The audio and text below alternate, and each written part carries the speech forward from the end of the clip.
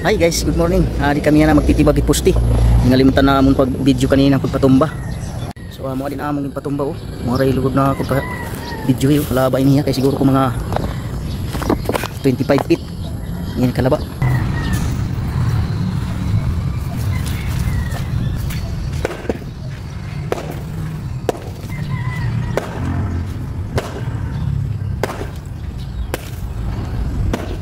Waray ko kadaraan akong sander na pagputol inilaan ng aksong manumano.